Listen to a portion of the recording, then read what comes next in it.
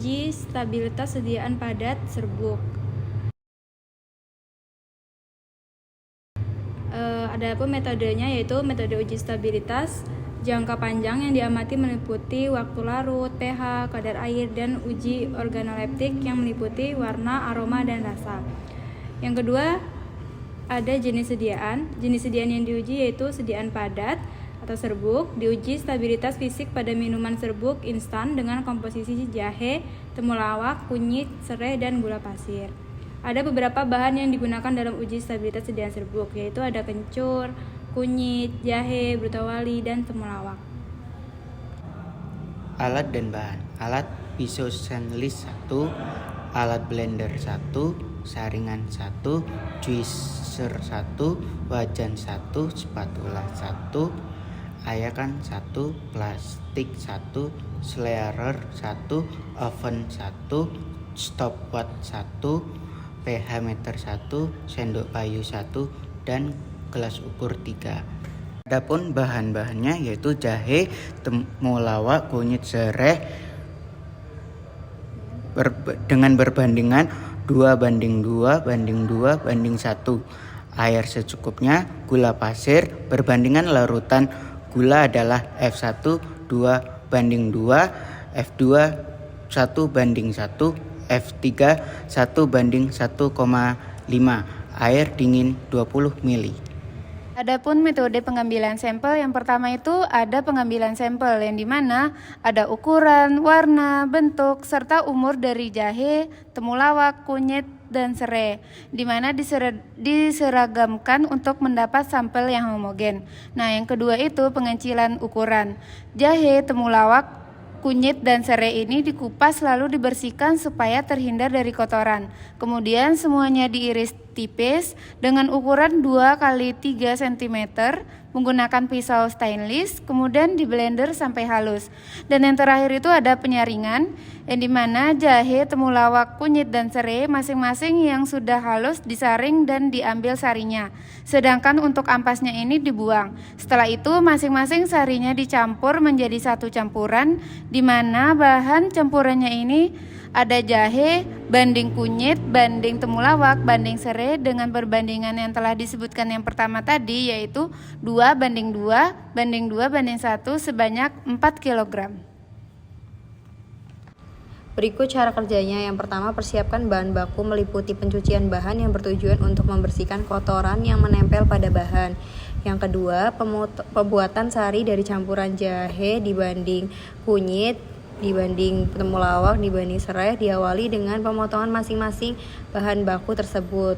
Lalu diekstrak terlebih dahulu menggunakan juicer, kemudian dipisahkan antara filtrat dengan ampasnya dengan menggunakan saringan. Ekstrak yang dihasilkan masing-masing kemudian ditambahkan dengan air sebanyak 1:1 saat akan melakukan pemanasan pembuatan. Campuran jus jahe banding kunyit banding temulawak banding serai dengan perbandingan 2:2:2:1 sebanyak 4 liter. Langkah kerja yang ketiga yaitu larutan tersebut kemudian ditambahkan gula pasir dengan perbandingan larutan gula pasir F1 sama dengan 1:2, F2 sama dengan 1:1, F3 sama dengan 1:1,5. Pencampuran bahan berupa campuran jus dari jahe, temulawak, kunyit, dan serai, dan gula pasir dilakukan dalam wajan dan dilakukan pemanasan. Pemanasan dilakukan dengan perebusan dengan api dengan suhu 60-65 derajat Celcius menggunakan wajan sambil terus dilakukan pengadukan dengan menggunakan spatula agar tidak menggumpal. Pemanasan dilakukan hingga membentuk kristal atau serbuk halus. Penghalusan dilakukan dengan menggunakan blender. Penghalusan ini bertujuan untuk memperkecil ukuran minuman serbuk agar tidak menggumpal. Butiran atau serbuk yang didapatkan kemudian diayak menggunakan ayakan agar serbuk tidak menempel satu sama lain sehingga tidak cepat menggumpal dan memiliki kehalusan yang sama. Serbuk yang sudah diayak didiamkan sebentar agar uap panas dari proses pengayakan hilang, lalu dikemas dalam plastik dan ditutup menggunakan sealer. Oke, selanjutnya kita akan membahas tentang uji stabilitas fisik minuman serbuk instan, yang dimana itu ada uji kadar air, uji waktu larut, uji organoleptis, dan uji pH meter.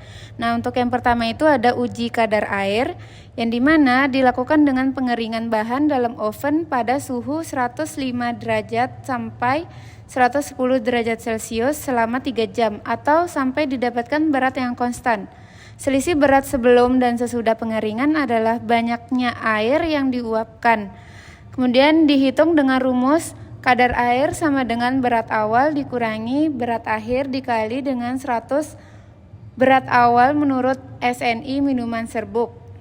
Persyaratan kadar air minuman serbuk adalah maksimal sebesar 3%. Kemudian untuk tabel uji kadar air bisa dilihat bahwa pada hari ke-0 itu ada 1,85% dan hari ke-7 itu ada 1,09%, hari ke-14 itu 1,22%, hari ke-21 itu 1,5% dan yang terakhir itu 28, hasilnya itu 2,29%. Nah, dari hasil uji kadar air tersebut dapat dilihat pada tabel 1 menunjukkan bahwa dari ketiga formula yang dilakukan selama 5 minggu yang dilakukan pada setiap 7 hari, yaitu hari ke-0 sampai 7, 14, 21, 28 memenuhi persyaratan yang telah ditetapkan oleh SNI, yaitu memiliki kadar untuk minuman serbuk kurang dari 3%. Adapun kadar air terbaik ialah nilai kadar air yang rendah, yaitu formulasi ketiga, yang dimana ada presentasinya itu 1,2%. Hal ini dipengaruhi semakin tinggi suhu pemanasan, maka semakin banyak molekul air yang menguap dari minuman serbuk instan yang dikeringkan sehingga air yang diperoleh semakin rendah. Sementara itu, kadar air yang tinggi akan mengakibatkan mudahnya bakteri untuk berkembang biak sehingga akan terjadinya perubahan pada suatu produk obat. Yang kedua yaitu uji waktu larut. Waktu larut dilakukan dengan cara minuman serbuk instan seberat 2 gram diseduh di dalam gelas, kemudian dilarutkan ke dalam 20 ml air. Kemudian dihitung kecepatan melarutnya dengan stopwatch. Air yang digunakan adalah air dingin dengan pengadukan secara kontinu saat serbuk dilarutkan. Nah, syarat waktu yang diperlukan serbuk untuk melarut kurang dari 5 menit, di mana serbuk seberat 20 gram dilarutkan sebanyak 200 ml air. Nah, bisa kita lihat pada tabel, yaitu pada formula 1, 2, dan 3 untuk hari ke-0, 7, 14, 21, dan 28. Ini waktunya yaitu kurang dari 5 menit, dengan standarnya kurang dari 5 menit. Nah, artinya ketiga formula tersebut selama 5 minggu yang dilakukan pada 7 hari ini memenuhi persyaratan waktu larut, yaitu minuman serbuk instan melarut tidak lebih dari 5 menit. Nah, terjadinya waktu larut yang cepat disebabkan oleh komposisi, kondisi proses selama pengeringan, suhu pelarut, dan metode pencampuran. Kemudian, dikarenakan minuman serbuk instan ini cepat larut dalam air dingin daripada air hangat. Kemudian pada saat minuman serbuk instan dilarutkan dalam air, dibutuhkan bantuan pengadukan manual, sehingga membutuhkan waktu larut menjadi lebih cepat. Nah, adapun kegunaan uji waktu larut ini yaitu untuk mengetahui kecepatan kelarutan dihitung berdasarkan waktu minuman serbuk instan larut dengan satuan detik.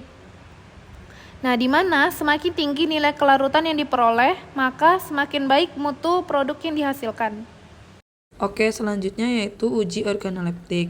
Nah, pada uji ini kita akan melakukan uji dengan minuman serbuk instan yang diseduh di dalam gelas.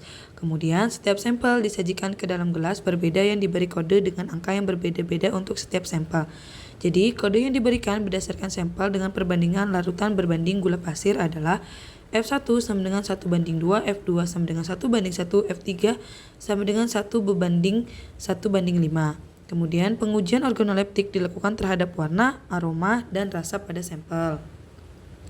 Jadi setiap tanaman memiliki warna, bau, dan rasa yang berbeda-beda. Pengujian warna digunakan pada pengujian organoleptik karena warna mempunyai peranan penting terhadap tingkatan penerimaan obat secara visual. Suatu bahan pangan meskipun enak tetapi memiliki warna yang tidak menarik atau memberikan kesan telah menyimpang dari warna yang seharusnya, maka seharusnya tidak dikonsumsi. Penentuan suatu bahan pangan pada umumnya tergantung pada warna, karena terampil lebih dulu. Adapun rasa sangat berhubungan dengan aroma, di mana keduanya merupakan cita rasa yang paling utama. Rasa dipengaruhi oleh beberapa faktor kimia, suhu, konsentrasi, dan interaksi dengan komponen rasa yang lainnya. Baik, selanjutnya saya tampilkan uji organoleptis. Berikut hasilnya. Pada formula pertama, sampel organoleptis bau, pari pengamatan ke-0, 7, 14, 21, dan 28 memiliki bau yang sama, yaitu bau khas empon-emponan. Kemudian formula kedua, sampel warna, pada hari ke-0, 7, 14, 21, dan 28 memiliki warna yang sama, yaitu kuning kurang pekat. Kemudian masih formula kedua dengan sampel rasa, pada hari ke-0, 7, 14, 21, dan 28 memiliki rasa yang sama, yaitu rasa manis. Kemudian ada sampel bau. Nah, pada sampel bau ini pada hari ke-0, 7, 14, 21, dan 28 memiliki bau yang khas, yaitu bau khas empon-emponan. Kemudian formulasi ketiga, pada sampel warna, pada hari ke-0, 7, 14, 21, dan 28 memiliki warna yang sama, yaitu kuning pekat. Kemudian masih pada formula ketiga, pada sampel rasa pada hari ke-0, 7, 14, 21, dan 28 memiliki rasa yang sama, yaitu manis agak pahit. Yang selanjutnya yaitu uji pH, yang mana nilai pH tetap formula diukur dengan pH meter. Nah, pH merupakan salah satu indikator penting dalam prinsip pengawatan bahan alam, yang mana dari hasil uji pH meter yang terdapat pada tabel di atas ini, yaitu dengan range pH 6 sampai 6,8 harus asam karena mempengaruhi kualitas rasa serbuk. Dari kelima minggu, hasil uji pH meter terbaik ialah kadar air yang rendah, yaitu formulasi ke hari kedua. Pada hari ke-0 sama dengan 6,2, hari ke-7 6,1, hari ke-14 6,0, hari ke-21 6,1, dan hari ke-28 6,0. Dikarenakan semakin rendah pH, maka bahan pangan akan lebih awet karena mikroba pembusuk tidak dapat tumbuh. Selanjutnya, dari penelitian ini dapat disimpulkan bahwa hasil uji stabilitas fisik sediaan yang meliputi uji kadar air, uji waktu larut, dan uji pH selama 5 minggu yang dilakukan setiap 7 hari, yaitu pada hari ke-0 sampai 7, 14, hari ke-21, dan sampai ke-28 sudah memenuhi standar persyaratan untuk sediaan minuman serbuk instan, dikarenakan kestabilan dalam penyimpanan pada suhu ruangan. Untuk uji organoleptis, selama 5 minggu yang dilakukan pengamatan, 7 hari sekali tidak ada perubahan bentuk fisik yang signifikan, sehingga dapat dikatakan bahwa minuman serbuk instan empon-empon stabil selama 5 minggu. Nah, berikut ini adalah referensi dan jurnal daftar pustaka yang kami gunakan. Nah, setelah itu sudah selesai. Terima kasih atas perhatiannya. Mohon maaf jika ada kekurangan dan kesalahan. Kami tutup. Wassalamualaikum warahmatullahi wabarakatuh. Jangan emot itu, Ibnu jangan emot, diam.